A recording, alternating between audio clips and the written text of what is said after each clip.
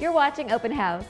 Now we're in the Los Feliz section of Los Angeles for a tour of a stately Tudor Revival mansion. Built in 1926, it served as the Russian Consulate from the mid-30s until the early 1950s. The home is filled with exquisite detail from floor to ceiling. The grounds are no less impressive. And speaking of impressive, the master suite is nearly half of the home's private level and features cinematic vistas all the way to the ocean. It's one of 6 bedrooms in this over 15,000 square foot masterpiece. I'm Ernie Carswell of Douglas Elliman, and I'm here in the cradle of original Hollywood in an area of Los Angeles known as Los Feliz. This home is quite special. It's the personal residence of entertainer Michael Feinstein and his longtime spouse.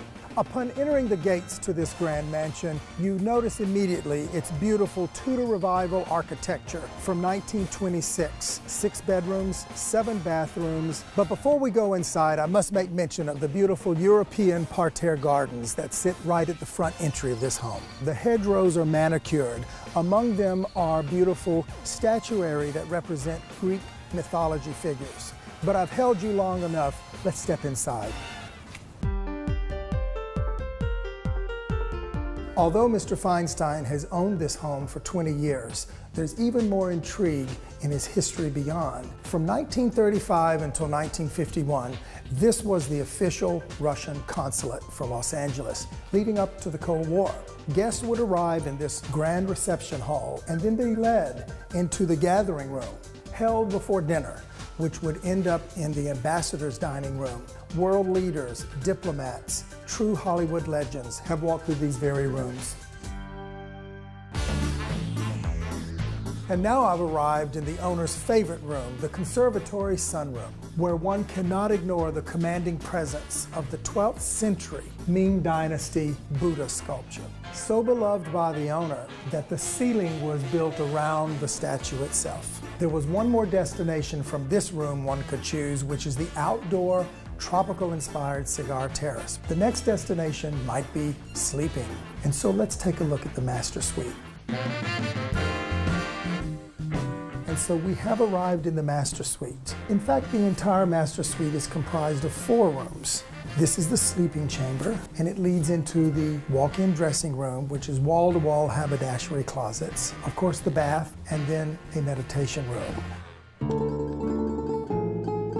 Just the right distance away, you enter into a beautiful sitting room, and then step into the sleeping chamber in the double Russian suite. It could be called the Lincoln bedroom of this fine estate. While it's true that famous guests have stayed here, they've also come to work or play. Let's descend now to where art is not only remembered, but is created today. I'm now in the lower level screening room, the home of musical art in this residence. Guests may gather around the piano for sing-alongs, stand next to the Wurlitzer jukebox, or sit down in front of the screen and watch a real musical.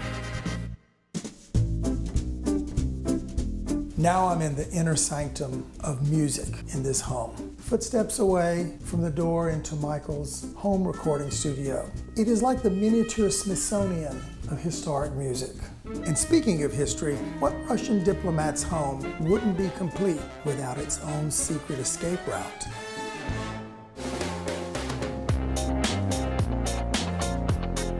Well, that secret escape leads to this gorgeous swimming pool set amidst this private garden overlooking the skyline of Los Angeles. I've really enjoyed touring you around this impressive residence, which contains pieces of international history, but also is a beloved piece of Los Angeles architecture.